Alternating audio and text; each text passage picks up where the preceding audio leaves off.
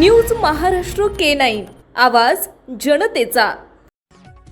राज्यात सध्या भोंदूबाबा अशोक खरात प्रकरण गाजत असून यामध्ये दररोज नवे खुलासे होत आहेत। अशोक खरातचे राजकीय नेत्यांसोबत असणारे फोटोही चर्चेचा विषय असून त्याच्यावर राजकीय वरदहस्त असल्यानंच इतकी हिंमत झाल्याचं बोललं जातंय।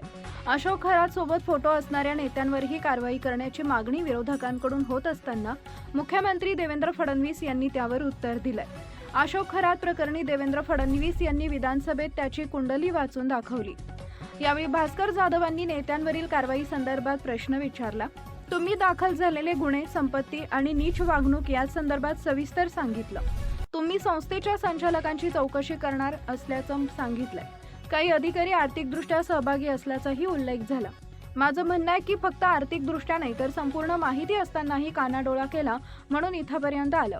याशिवाय राजकारणातील काही नेत्यांची फोटो नावं आली आहेत। आपलं महाराष्ट्र राज्य पुरोगामी छत्रपती शिवाजी महाराजांचं आहे, जे गुंतलेत त्यांची चौकशी करणार का, असा प्रश्न भास्कर जाधव यांनी विचारला।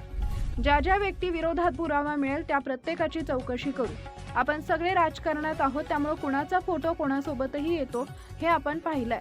फक्त फोटो सोबत आहे यावरून आरोपी करता येणार नाही, पण आता आपण डिलीटेड डेटा ही संपूर्ण काढत आहोत।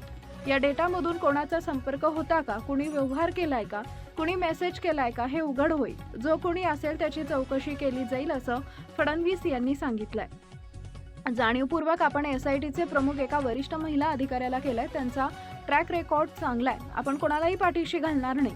कुणीही थेट किंवा अप्रत्यक्ष मदत केली असेल तरी धडा शिकवला जाईल असंही त्यांनी स्पष्ट केलंय। विजय वडेट्टीवार यांनी यावेळी न्यायाधीशांच्या देखरेखीखाली ही चौकशी व्हावी अशी मागणी केली। यात काही IPS महसूलचे अधिकारी आहेत। गुन्ह्यावर पांघरून घालण्यासाठी काहींनी त्याला वाचवण्यासाठी प्रयत्न केले। न्यायाधीशांच्या देखरेखीखाली चौकशीबाबत आपण निर्णय घ्यावा असं ते म्हणाले। त्यावर देवेंद्र फडणवीसांनी सांगितले की SIT चौकशी होत असताना न्यायमूर्तींचा हस्तक्षेप नसतो। कायद्यांमध्ये अशा प्रकारे चौकशी करता येत नाही। एखाद्या केसमध्ये कोर्ट स्वतः ठरवू शकतं। फडणवीसांनी मांडली अशोक खरातची कुंडली।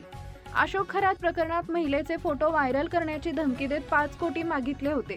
नाशिक पोलीस ठाण्यात या प्रकरणी गुन्हा दाखल आहे। खरातच्या मोबाईलमध्ये पुरावा आढळून आला नाही।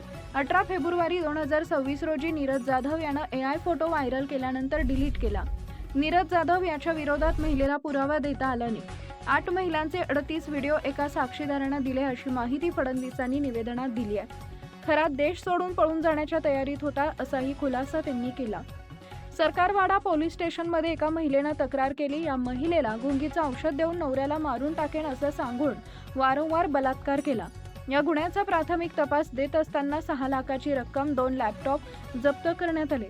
DVR, रिव्हॉल्व्हर, जिवंत काडतुसं आणि फायर केलेले 5 काडतुसं मिळाली। पीडित महिलांची ओळख पटवून त्यांना तक्रार देण्यास तयार केलंय असंही त्यांनी सांगितलंय।